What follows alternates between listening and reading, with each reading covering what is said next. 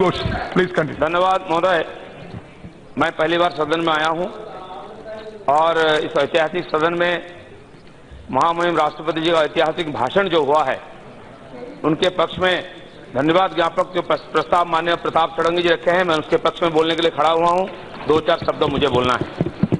महोदय, हमारे popular prime minister केवल देश में नहीं है, जापान से जर्मन, ऑस्ट्रेलिया से अमेरिका, हर जगह मोदी मोदी हो रहा है।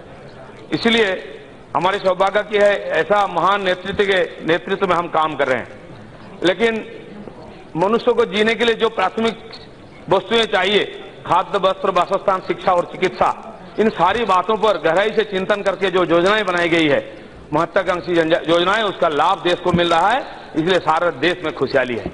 लेकिन मुश्किल होता है कि ऐसे महान नेतृत्व पर कुछ लोगों का विश्वास है कि नहीं मालूम नहीं है, सम्मान देने के लिए उनकी आदत नहीं है। इसलिए कोई सीनियर लीडर बोलते हैं गंदी नाली के साथ तुलना करते हैं। मुझे बहुत दुख है, एक वरिष्ठ नेता जो पार्टी के नेतृत्व हैं और सैकड़ों साल पुराने पार्टी के नेता इस प्रकार शब्द प्रयोग करते हैं और वो बंगाल से आते हैं। मुझे खेद है कि बंगाल के लोग ऐसे शब्द प्रयोग नहीं करते हैं। मैं इसका खंडन करता हूं। अच्छा है कि देर से क्यों ना माफी भी मांग लिया है, हमारी इज्जत बची।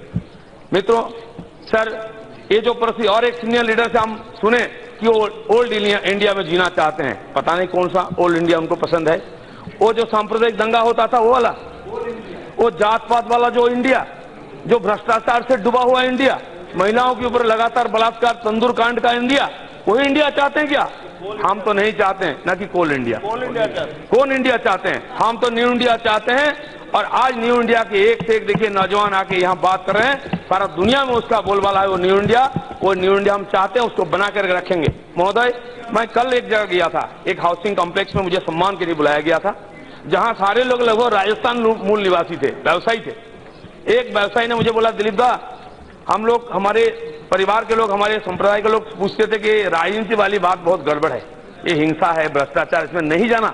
लेकिन आज हमारे घर के जवान लड़के जो MBA किए हुए, इंजीनियरिंग किए हुए, वो बोलते हैं नहीं, राजनीति में भी जाना चाहिए। क्यों? मोदी जी है। मोदी जी ने डायरेक्शन चेंज कर दिया, आज की नौजवान पीढ़ी को राजनीति में आने के लिए प्रेरित किया। ये न्यू इंडिया हमने बनाया है, हम उसी में जीना चाहते हैं, हम उस ओल्ड इंडिया में जाना नहीं चाहते हैं। महोदय, इस सरकार ने सैकड़ों और महत्वाकांक्षी और जनहितकारी योजना चालू की है, लेकिन हम बंगाल के लोग, हमारी ऐसी दुर्भाग्य है, इस सारी योजनाओं का लाभ हमको मिलता नहीं।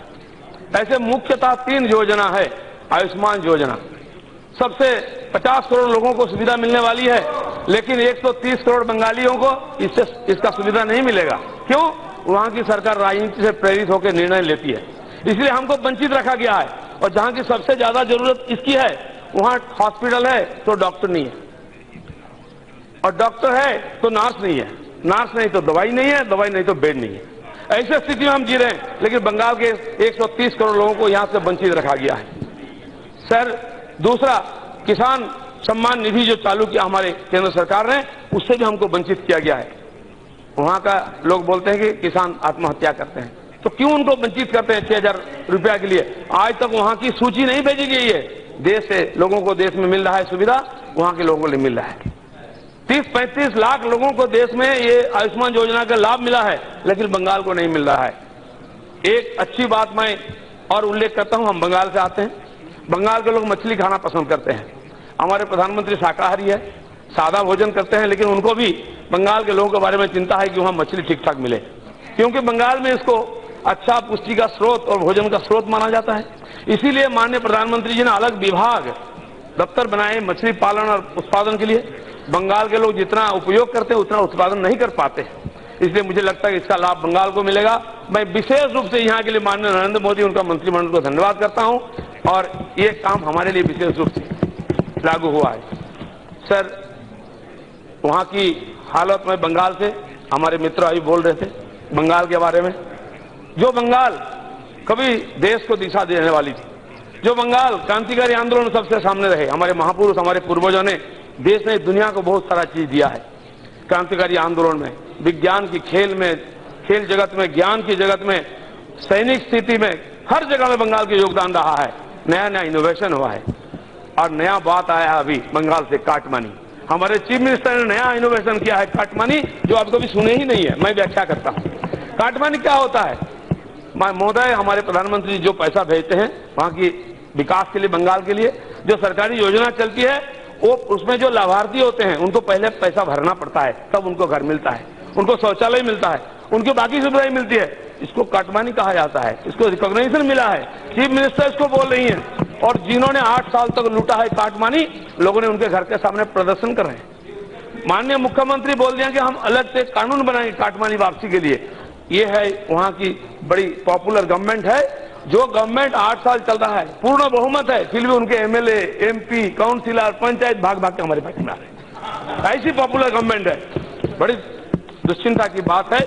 वहां तो हालत ऐसी है, आप जाइएगा, सरकार है लेकिन कानून व्यवस्था नहीं है। गणतंत्र आप ढूंढते रह जाओगे, कहां है? थाना है, पुलिस नहीं है, स्कूल है, टीचर नहीं है, कॉलेज है, प्रोफेसर नहीं है, धरने में बैठे, कोर्ट है, लॉयर नहीं है। ये से बंगाल है जो कभी कोई कल्पना नहीं कर सकता। ऐसा सोनार बंगला बना के हमारे मुख्यमंत्री ने हमको दिया है, हम उसी में रह रहे हैं महोदय, इसलिए आज हमको यहाँ आना पड़ा। बंगाल के लोगों को धन्यवाद है, उनको आईना दिखा के हमारे 18 लोगों को जीता कर यहाँ भेजा है। इसलिए सर, वो बंगाल कभी रविंद्रनाथ का, कभी अरविंद का, रामकृष्ण का बंगाल माना जाता था, आज वहां बंगाली, बिहारी, हिंदी भाषी, बांग्ला भाषी का भेद बनाया जा रहा है। आप तो धर्म का भेद करके राजनीति होता था, अब भाषा का भेद हो रहा है। मेरे मित्र अर्जुन सिंह बैठे हुए हैं, वो आज बाहरी हो गए हैं।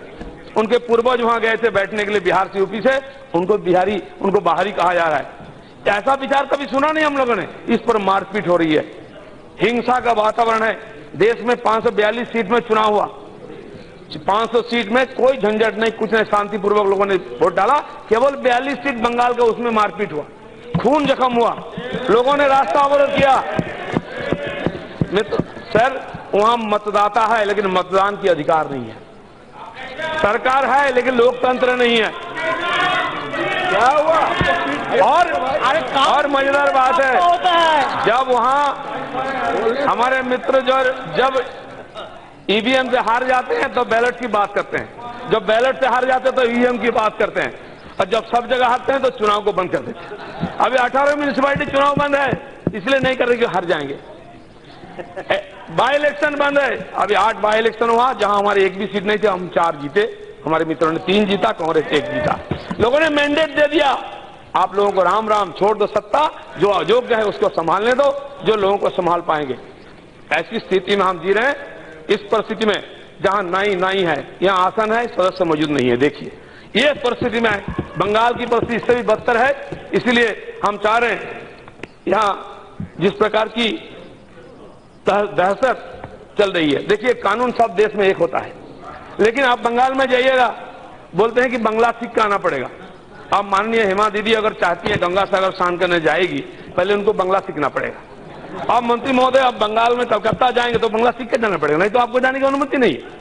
हमारे प्रधानमंत्री, हमारे राष्ट्रीय अध्यक्ष जी, माननीय उत्तर प्रदेश मुख्यमंत्री योगी जी अगर जाना चाहें, हेलीकॉप्टर उतरने की अनुमति नहीं है, जाके वापिस आना पड़ेगा आपको। ये मतलब हमारे मुख्यमंत्री की बहुत इच्छा है कि वो प्रधानमंत्री बने, शुक्रिया है, कोई बंगला भाषी प्रधानमंत्री बने तो हम बंगला में बात करें। लेकिन होता क्या है ना, 42 सीट जीत के कोई नहीं बन सकता, क्या? तो इसीलिए उन्होंने योजना बनाया कि बांग्लादेश के साथ बंगाल को मिला लो और दोनों मिलकर देश बने तो वहां मेजोरिटी मिल सकती है, प्राइम मिनिस्टर मिल सकता है। इसीलिए देखिए, चुनाव में उनके पास नेता पॉपुलर नहीं है, तो वहां से अभिनेता को लाया गया बांग्लादेश से प्रचार करने के लिए। वो बाहरी नहीं है, वहां से घुसपैठिया आ जाए, रोहिंग्या आ जाए, बाहरी नहीं है। इटली से कोई आ जाए यहाँ तो बाहरी नहीं है। लेकिन माननीय नरेंद्र मोदी चले जाएं, माननीय अमित शाह चले जाएं, तो वो बाहर के लोग हैं। बंगाल में नहीं जा सकते आप, आपको अनुमति नहीं है। और इसलिए हमने जय श्री राम बोलते हैं, खुशी से बोलते हैं। भगवान राम पुरुषोत्तम थे, मर्यादा पुरुषोत्तम।